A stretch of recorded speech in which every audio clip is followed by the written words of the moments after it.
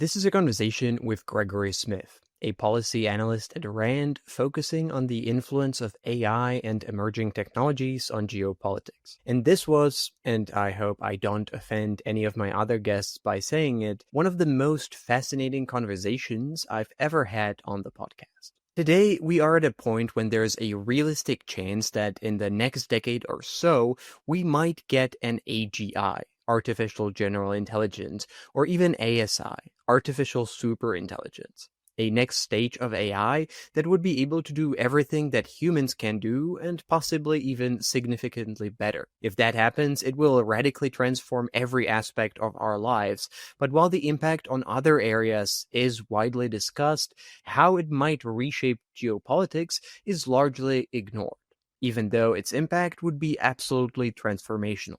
And Greg and his colleagues at Rand recently published an extremely interesting paper where they, for the first time, try to explore what that might look like. And they present 8 different scenarios of how AGI can transform the global world order. Most of them are pretty bad, but all of them are fascinating, and they'll lead to a rise of new superpowers, fall of the old ones, and a fundamentally different world. And in this conversation, we discuss what that world might look like. This podcast and interviews like this can exist only thanks to its supporters on Patreon, to whom I'm deeply grateful, and who get a bunch of perks in return for their support, including the full ad-free version of this and other episodes, and an additional bonus content. And if you want to get more geopolitical analysis to help you filter all the noise from the stuff that actually matters, I also write a newsletter where I break down big picture geopolitical stories, trends, and patterns. You can find the link in the description. And now, enjoy the conversation. Okay, so welcome to the podcast. Thank you. It's great to be here. Really appreciate you inviting me on. So, the topic that we're going to be talking about today, which I think is extremely interesting and important, is how artificial general intelligence or super intelligence will eventually, when we finally get it, transform geopolitics. And we're going to be talking about the paper that you co-wrote, which is, I think, a first kind of a serious, bigger attempt to look into that and explore it, what that would mean and how exactly it would transform the world as we know it. The paper is called How Artificial General Intelligence Could Affect the Rise and Fall of Nations, which is a dramatic name, which is what I like. And the scenarios that you present in the paper are pretty dramatic as well, so it's quite fitting. And I was thinking that probably the best way to start would be by first sort of you introducing the paper. What is it roughly about? What is the aim of it? Why did you write it? And why did you think that it needed to be created at this particular moment? Sure. Happy to talk about it. Yes. So, I mean, as you said, I think the paper originated from a project that began here at Rand to basically take seriously the idea that, okay, AGI, superintelligence, this umbrella of very capable, potentially superhuman AI is something that, you know, is the objective of many of the leading companies, or at least they believe it's a possibility. And if it turns out the way it's been described, it's going to have huge impacts. And, that this is more a statement about if you create something that intelligent, there's going to be a pretty significant impact from its existence with a ton of uncertainty about what those impacts are, because there's questions around, the technical details of what AGI is, how smart is this thing going to be, questions of alignment, questions of capability. Is there a sort of fast takeoff or a slow takeoff or no takeoff towards it? And what we wanted to do in this paper is really sit down and be like, all right, taking that seriously, interviewing a number of thinkers in the leaders in AI policy, AI development, technical and policy specialists, where do they think this is going? And then build illustrative scenarios that folks can sort of latch on to and sort of recognize the broad range of significant impacts this technology could have on the world, the wide range of things that this could do to change our world in a way that, we have not seen maybe ever, or since your preferred metaphor, nuclear weapons, electricity, fire, these are all regularly deployed in conversation.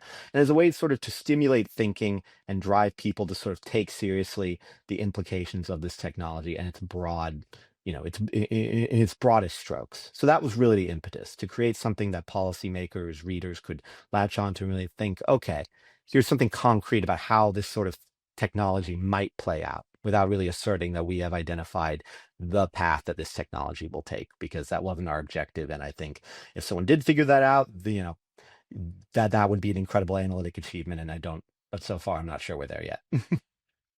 Right.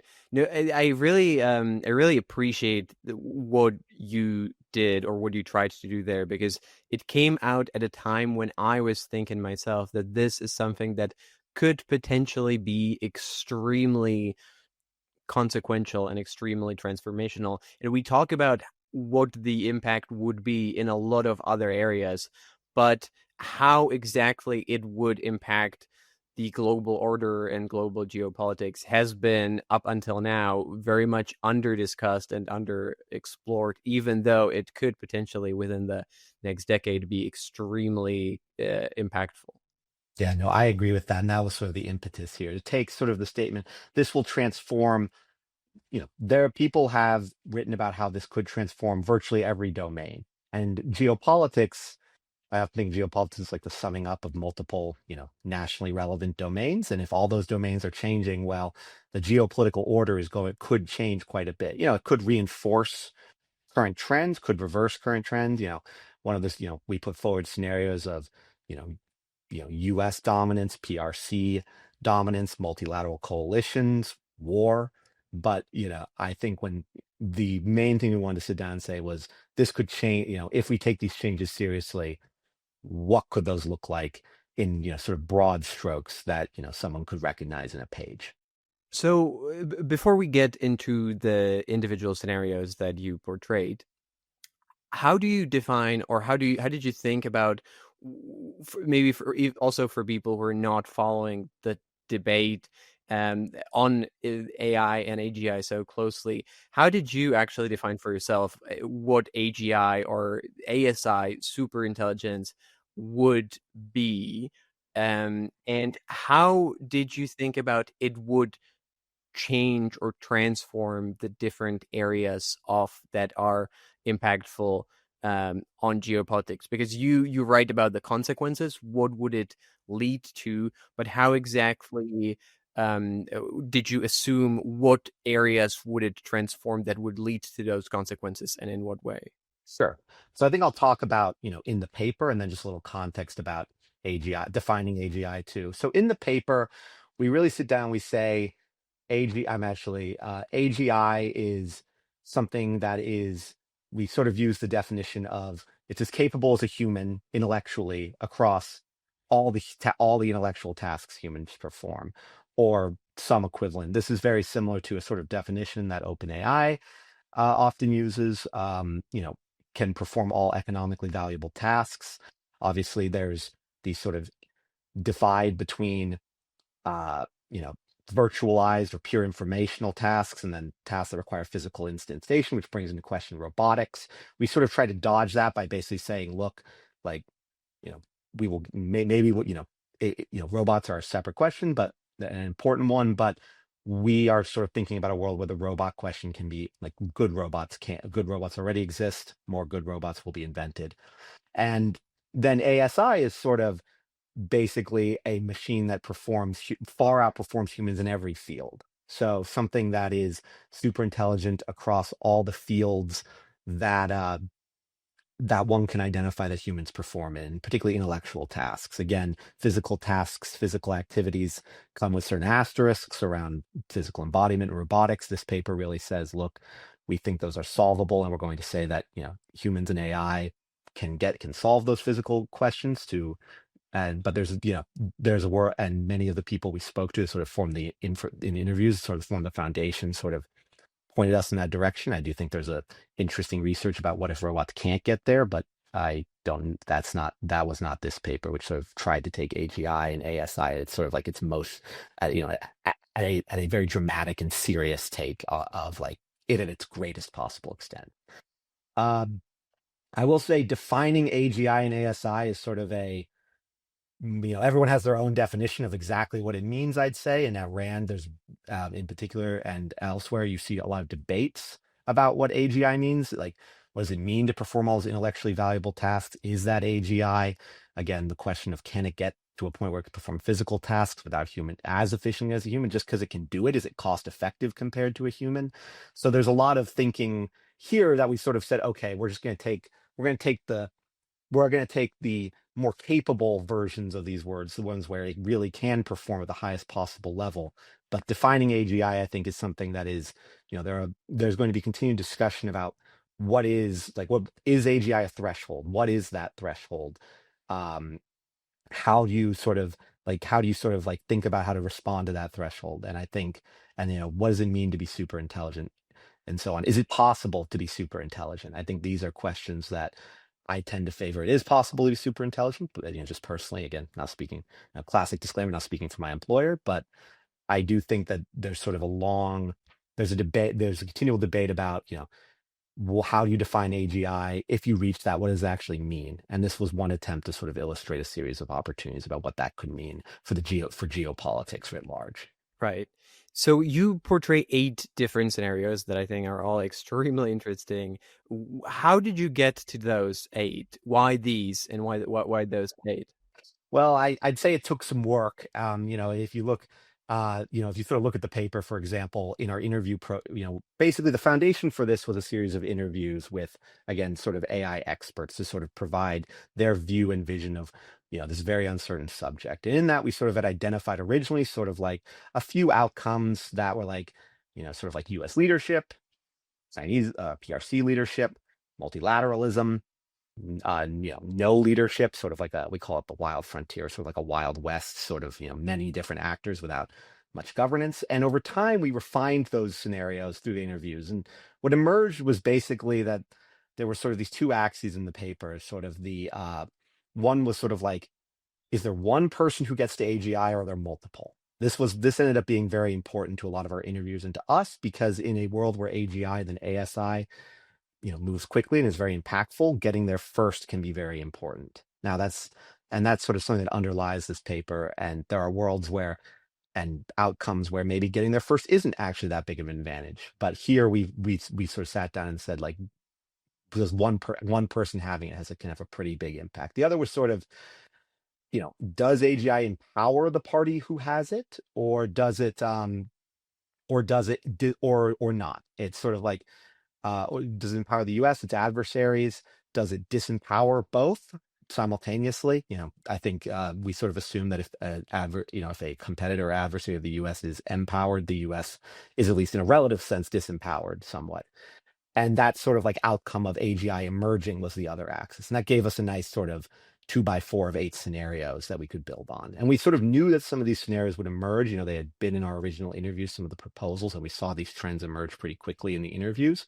But they sort of reflected, these two axes that we thought were particularly important to the outcome of AGI development and the development and going out into the world. So, and that gave us a framework on which to sort of hang scenarios and say, okay, it's not just, 8 interesting ideas, it's 8 interesting ideas within a framework of 2 variables we thought were pretty important to the outcome. Just a quick break here. If you care about geopolitics, and I assume you do since you're listening to this, you might want to consider signing up to get my newsletter, Station Zero. Once every week or 2, you'll get a free geopolitical analysis, a story, trend, or pattern of something that's really important but that most people tend to miss. Like the one where I talk about why there seems to be more and more war and conflict all around the globe, why it's not just a feeling but actually a verifiable fact, and why the increase in war can be explained with a niche mathematical theory and the plot of Jurassic Park, and what it means for the future of geopolitics. If you want to sign up, just click the link in the description. And now, back to the conversation.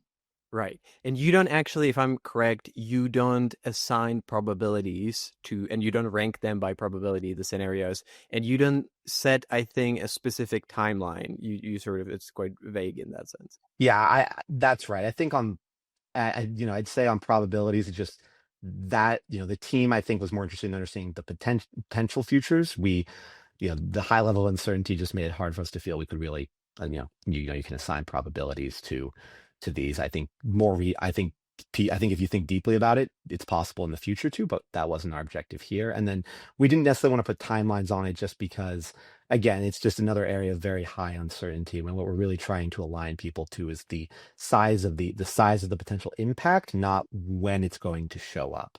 I think this tech, AGI at sort of the way we looked at it is so impactful that if it shows up today, 10 years from now, 50 years from now, is still incredibly important and incredibly impactful. And that is both a blessing and a curse of thinking about the topic. Right, right, right. Plus, I think as an analyst, it's always better to not get too specific in predictions with dates. Exactly. Yeah. I mean, those things, very precise estimates can be incredibly valuable for policymakers. I think really our goal here was more just, to get to surface the space of possibilities and lay them out for for potential future efforts that could dive into them or think more deeply about timelines and probabilities, of which there are many, many great people doing both. Okay, so let's get into the juicy part and the specific scenarios. And I've actually, as I was reading the report, even though you didn't assign probabilities, to me, I've had a few scenarios that sort of emerged as the ones that to me seemed like the most probable.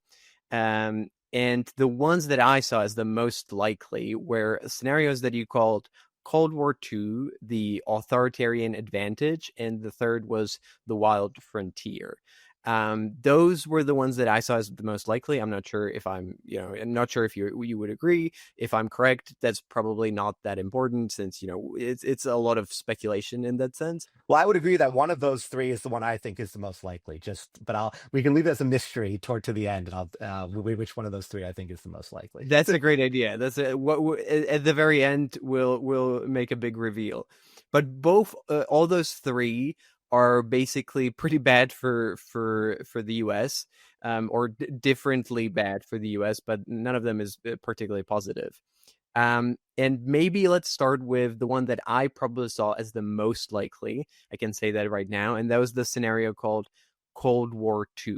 So, can you describe this one? What does it look like? What conditions would lead to making it reality, and what would be the consequences of this particular scenario?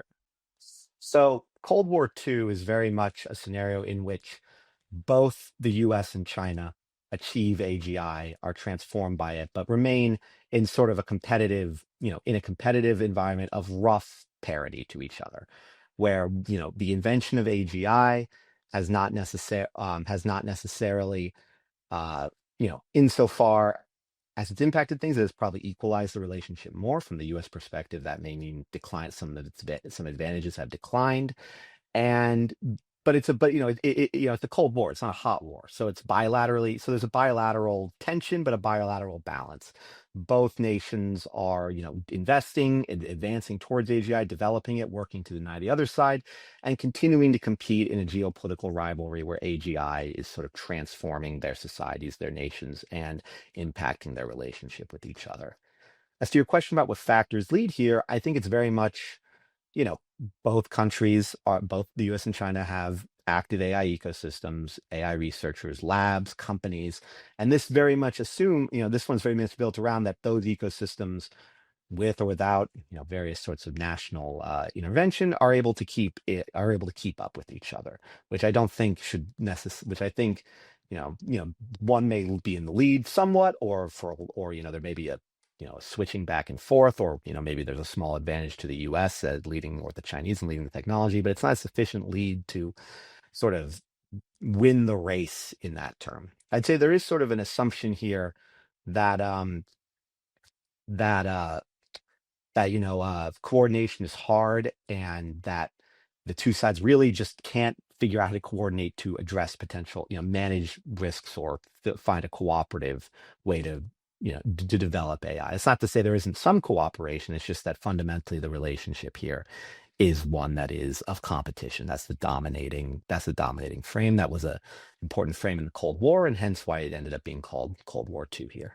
I'd also say last thing is there's a bit of a technical assumption here that, like, you know, the invention of AGI doesn't change everything. Like, geopolitics is conceptually still a coherent geopolitical rivalry, and competition is still conceptually coherent here. You know, to call AGI maybe changing things, but it has not undermine the sort of the fundamental competitive relationship, whether it's around, resource scarcity, power. AGI has not obliterated that.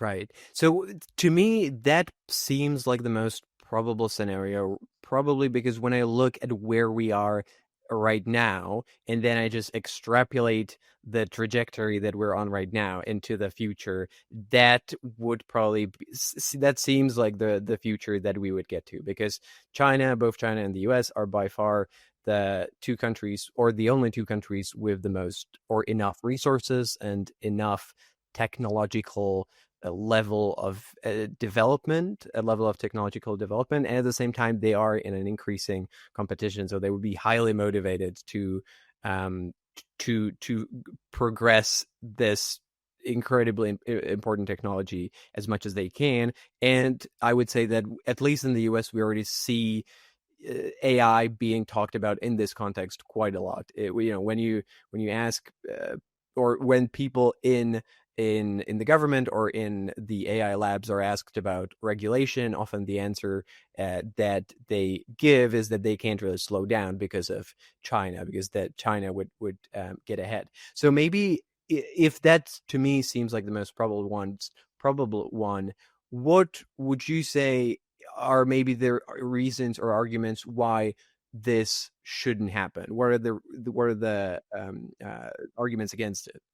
Do you mean why, theoretically you wouldn't want it to happen, or why it won't happen, or why it might not happen from sort of a more factual side? Why it might not happen? Yeah. So, I mean, I think the main arguments around this are basically, I mean, one of the key, so this is sort of a lot of this comes to sort of some underlying technical assumptions. Every scenario contains assumptions, and I'd say broad family. There's geopolitical, sort of political assumptions about relationships between countries, inside countries, and then there's technical assumptions about the technology itself. And one of the things that this scenario requires, or at least that we hypothesize, is that though there's multipolar development is still very expensive. Building AGI is still, for is still, is still expensive, and therefore large firms and countries have an advantage, and they're the ones with the capital to get there, who can marshal the resources, talent, educational capabilities to do so.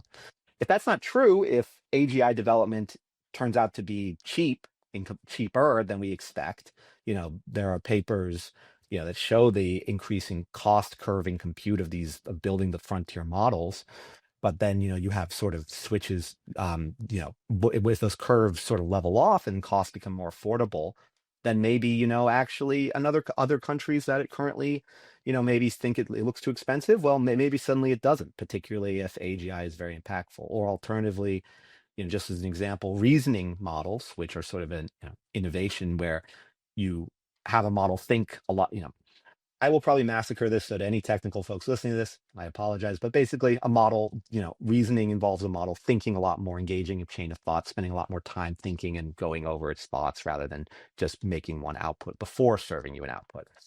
Um, that is, if that method is mostly about having the model run longer rather than training the model longer, which the training can be very expensive to do in singular, but if a lot of advantages can come from cheaper methods or having like a model run for longer on a smaller computer, these all sort of point to ways that the cost curve of increasing the capability of your model comes down, and then all of a sudden it becomes easier and easier. Right now, I'd say that even with those innovations, you still need to train the base model, which is the original model, then does all that thinking, and that still can be very expensive.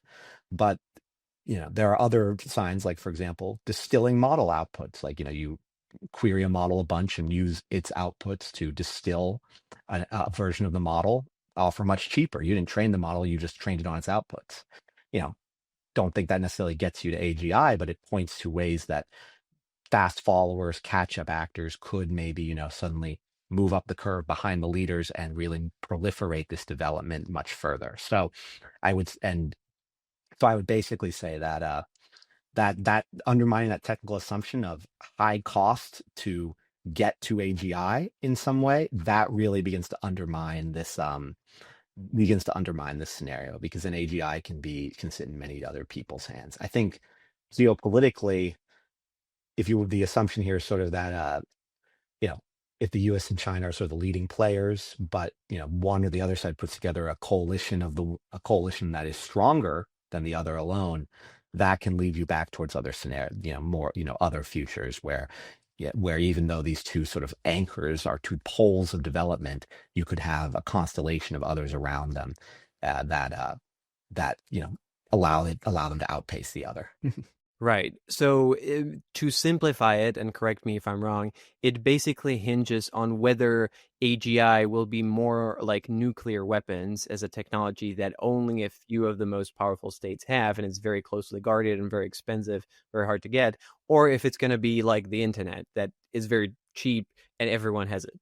Yeah, exactly. I would say that's a good analogy. I think there are about 100 analogies for AI, because people reach for analogies in uncertainty, and I could go on a whole side thing about analogies for AI, which is something I've also been working on. But the point is, I do agree that like it is like, is it more like nukes? Like it is expensive, easily controlled, nukes are, compared to the internet, very easy to control. Maybe not easy in some absolute sense, or is it more like the internet, highly just built to proliferate, basically, which the internet has a lot of like internet connectivity. Generally, there's just a lot of reasons why it's valuable to proliferate it. So let's say that, for now, let's go with your assumption for this that would lead to this scenario, that it will be more like nuclear weapons, that it will be, extremely expensive, very hard to get. You can stop the proliferation, and that only China and the US will have it. Is then the parallel or metaphor or analogy with the nuclear weapons, does that actually make sense? Because in your scenario, you've mentioned that it would lead to a similar parity and stabilization as nuclear weapons led in during the Cold War. But I would say that maybe the difference, and I'd love to hear your opinion, is that in the Cold War, we very clearly knew what nuclear weapons would do, and that you've had the very clear threat of global annihilation. Whereas here, it would maybe the risk would be a lot more abstract and unimaginable, so there would be less of a barrier for both countries to develop it, or as far as they can, but also to employ it against each other. What are your thoughts on that?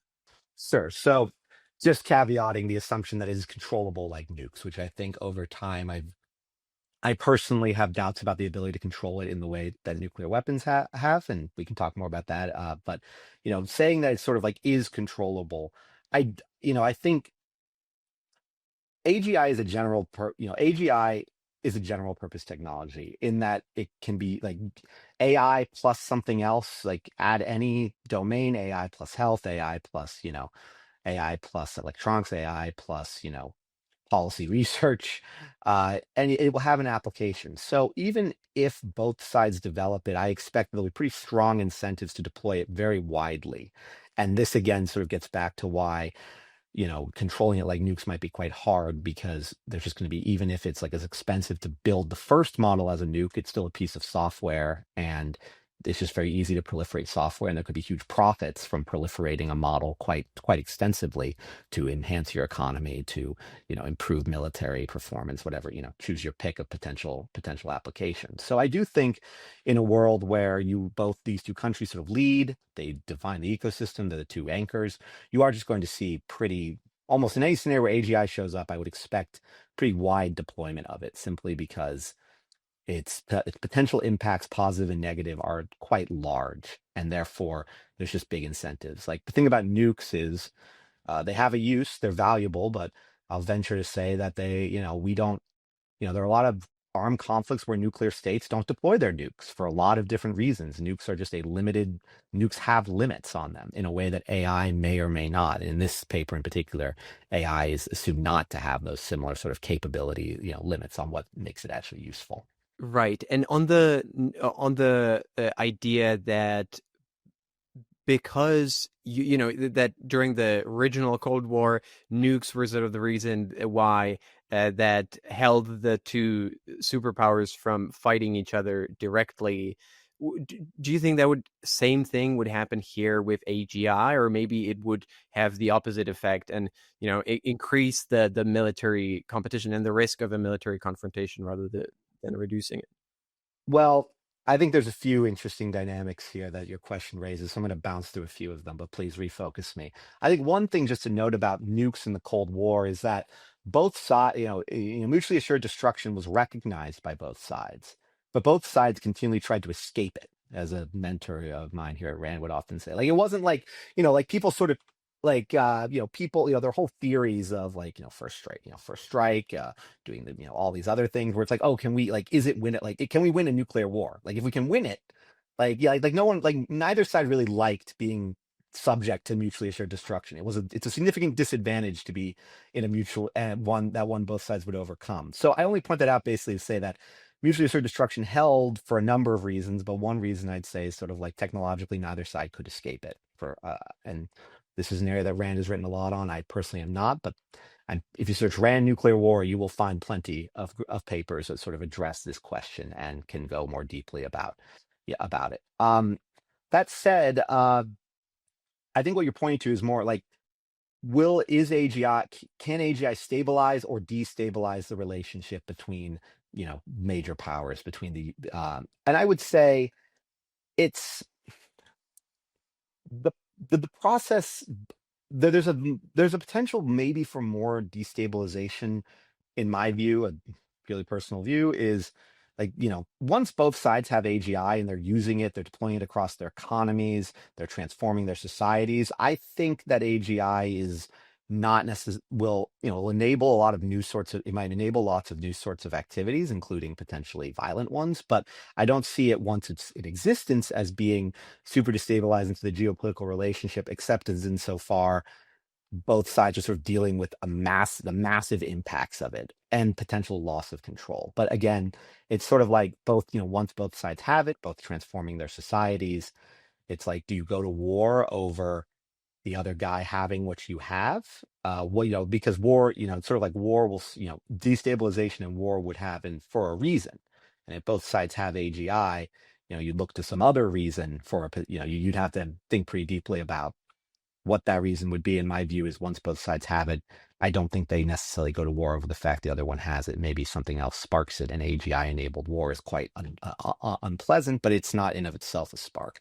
I think this is something we get to in another scenario. Trying to remember exactly which of these it was. I believe but corked ball mushroom cloud computing. The idea that one side of the getting there is actually a threat to the other one, because maybe you take off and all of a sudden you have a decisive advantage from getting there first, and that's where AGI sparking destabilizing relationships comes into more focus. And my senior research leader here at Rand, Carl Mueller, and his team have actually, I believe they've published recently on some of these questions around AI, AGI, and the potential for war around that technology.